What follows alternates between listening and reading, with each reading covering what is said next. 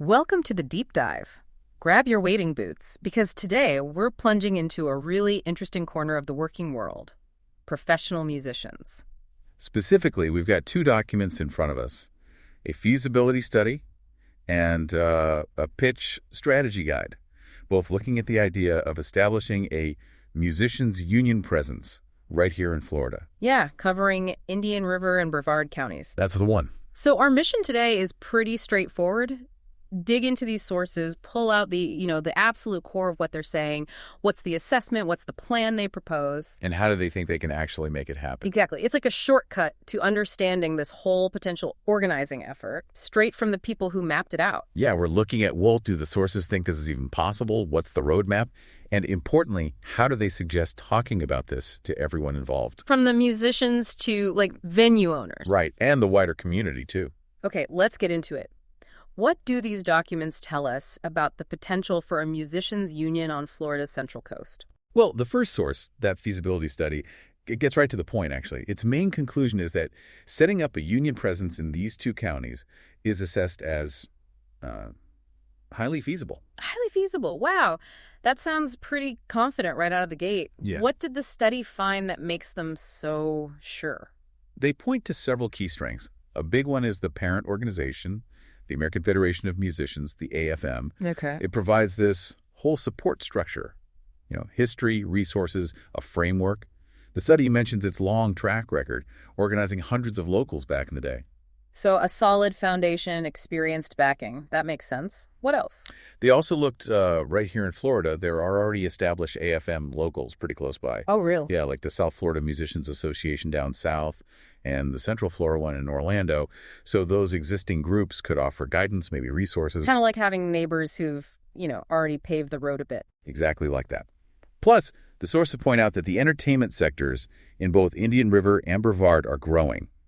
They see a clear, expanding market for live music. Okay, so demand is there. Right. And crucially, there's already a pretty significant pool of professional musicians actually working in the region. Ah, so the people are there too. Yeah, everything from symphony players, pit musicians, to wedding bands, corporate entertainers, club musicians. That's the potential base. And what was the last piece that pushed it to highly feasible? Economic opportunity. The study basically says, look, current non-union wages here are probably below industry standards elsewhere. Right. So that presents a really clear area where collective action, can make a difference for musicians' paychecks. Okay, so strong backing, experienced neighbors nearby, a growing market, musicians already here, and a clear economic reason. Sounds like a good setup. It paints a picture of opportunity, yeah. But organizing anything like this is never simple. What challenges do these documents flag? Well, the big one, and it's definitely a factor in Florida, is the state's right-to-work law. Ah, yes. What that means practically is you can't force musicians to join a union, even if there is one, and it negotiates contracts that help them. That definitely changes the whole organizing approach compared to other places. What else did they identify? Just the geography, Spanning two counties takes sustained effort, coordination, outreach over a wide area. Makes sense. And they also expect some potential resistance, maybe from some venues, some employers who might, initially at least, push back against standard contracts or minimum pay scales. And you mentioned all the different types of musicians, classical, rock bands, wedding players. I'm guessing bringing them all together is also a challenge. Absolutely. The sources are clear on that. They need to build real solidarity across these, diverse musical communities. A symphony player might have different priorities than a weekend gigging musician. Totally different worlds sometimes. Getting them on the same page is key. Okay, so the study says highly possible, but with some real hurdles. That brings us to the why and the how. This is where that pitch strategy guide comes in, right? How do they suggest framing this whole thing? Right. The core message, the value proposition they land on in the pitch document is professional standards for professional musicians. Professional standards for professional musicians. That feels really deliberate. Like shifting it away from old school labor talk. Exactly. It's framed much more towards elevating the whole industry locally. More about raising the bar. Precisely. The document stressed this isn't about conflict or being told what to do. It's presented more like establishing the kind of professional standards you see in other skilled trades. Like electricians or plumbers. Or even actors, writers. Yeah. They have professional groups, standards. This is about bringing that kind of approach to the local music scene. Okay, so that's the big idea. But what about the practical stuff? What do the sources say is actually in it for the musicians in Indian River and Brevard? Why should they care? Okay, the absolute core benefits they highlight are wage protection and career sustainability. Makes sense. And the documents get specific. They use real examples to show the potential difference.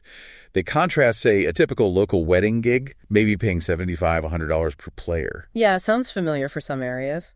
with potential union rates closer to $150, maybe $200 for the exact same kind of work, based on standards in other organized markets. Wow, okay. That's a big difference per gig. Putting it in dollar terms makes it very real. It does. They really hammer that point, stopping a race to the bottom where pay keeps getting undercut. Right. And beyond just the rate, there are other financial things. Payment guarantees through standard contracts. Meaning no more chasing checks. Hopefully, or arguing about overtime. Plus, things like getting paid even if a gig gets canceled last minute for reasons you can't control, like, weather. Okay, that's huge for gig workers. What about the longer term stuff, the sustainability you mentioned? Yeah, they talk about access to group benefit programs. Things like potentially more affordable health insurance options through a union plan. Which is always a challenge for freelancers. Always. Yeah. And access to retirement planning programs, too. Stuff independent pros often struggle with. Oh, and equipment protection was an interesting one. How so? They mentioned the AFM offers business liability insurance, potentially covering up to like $2 million aggregate. For someone whose tools are expensive, instruments and gear, that's significant peace of mind. Yeah, no kidding. Those are things that are really hard and expensive for individual musicians to sort out alone. Exactly. And the argument is that the collective power of a union gives negotiating strength individuals just don't have. Right. It helps bring the local market more in line with national professional standards. And it's also framed a lot as like mutual support among musicians, building a stronger community. Okay, the pitch sounds pretty strong standards, better pay, benefits, support. But, musicians can be skeptical. Do the documents anticipate pushback from musicians themselves? Oh, yeah, definitely. They list several common concerns they expect to hear and need answers for. Like what? A big one is probably, I can't afford union dues. Okay, yeah. The suggested response is that dues are usually a small percentage, maybe 1-2% of what you earn from music. And that could easily be covered by the raise from just 1 or 2 better-paying union gigs. Plus, the benefits access probably outweighs the cost, too. That's part of the argument, too, yeah. The value of group benefits often costs more if you buy them individually. What about the fear that, venues will just stop hiring union musicians if they organize? They tackle that one, too. The strategy suggests arguing that venues need quality musicians. If enough good local players are organized, venues can't just easily replace everyone. Interesting point. And they also say, based on experience elsewhere, many venues actually prefer working with union players because they come with professionalism, reliability.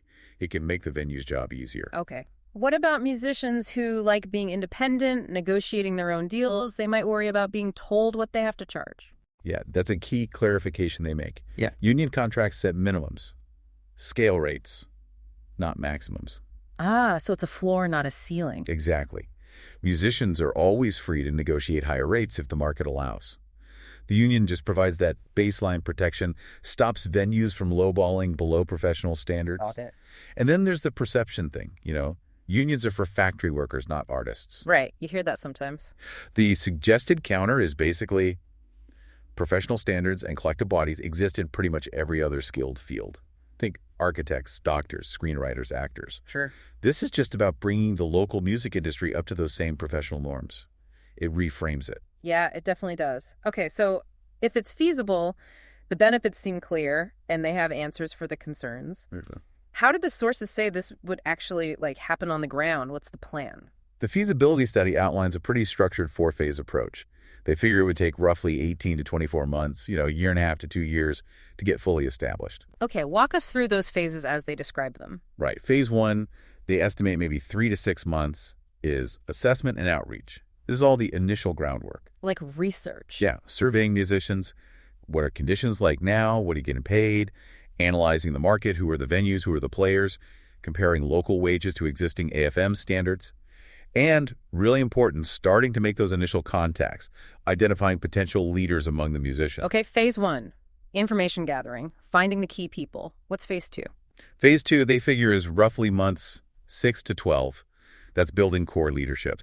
The aim here is to recruit a dedicated committee, maybe 8 to 12 musician organizers. Representing the different types of musicians. Ideally, yeah.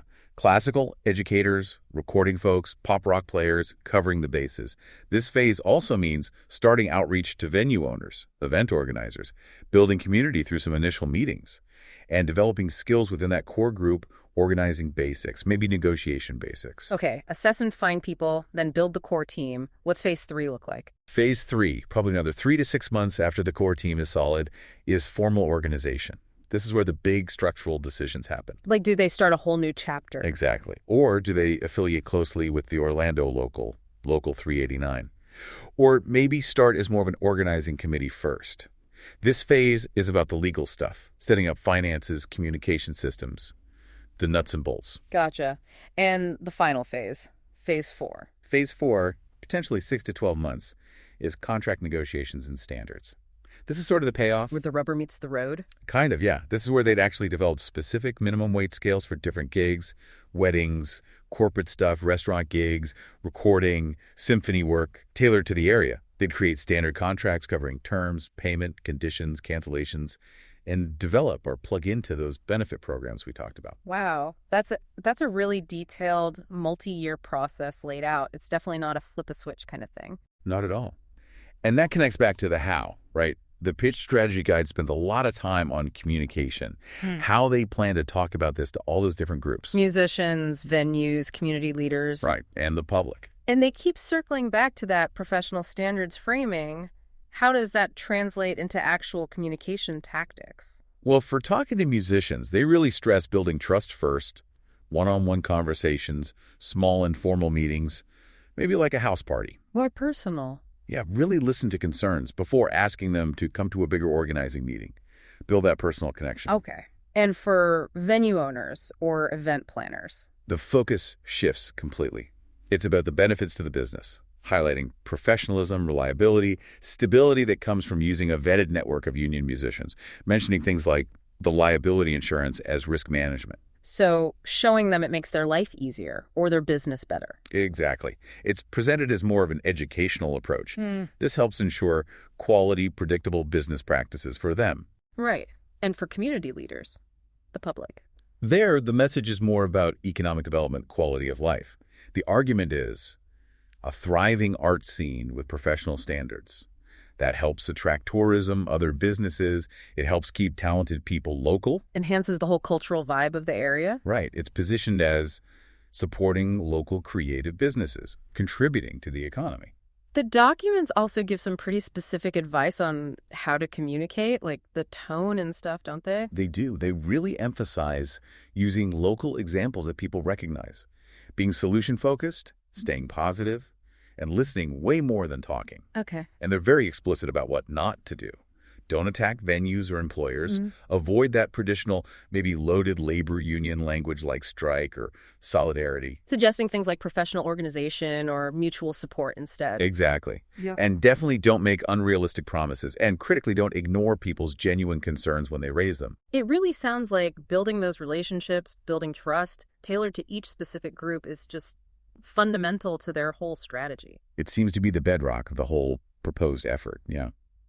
Ultimately, both documents conclude that setting this up is a real opportunity to significantly improve things for working musicians in these counties. The feasibility study seems pretty confident, pointing to the AFM's strength and the help available from other Florida locals. And the pitch strategy really hammers home that success depends on building that genuine solidarity among all the different musicians, clearly showing the value to everyone involved, musicians and employers, and just sticking with it over the long haul. So the final recommendation from the study is pretty clear then. Yeah, basically. Go for it. Proceed with phase 1.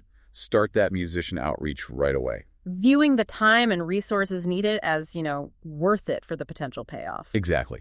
Justified by the potential for real improvements in wages, conditions, and just professional standards overall. Well, this deep dive has definitely laid out a clear assessment, a detailed strategy, and the proposed roadmap based on what's in these documents. Yeah, it's a fascinating look behind the curtain, really. Yeah. How a complex organizing effort gets planned out, thinking through everything from the potential benefits and the risks to, budgeting and how you talk about it. It leaves you thinking, doesn't it, about what professionalism really means in creative fields.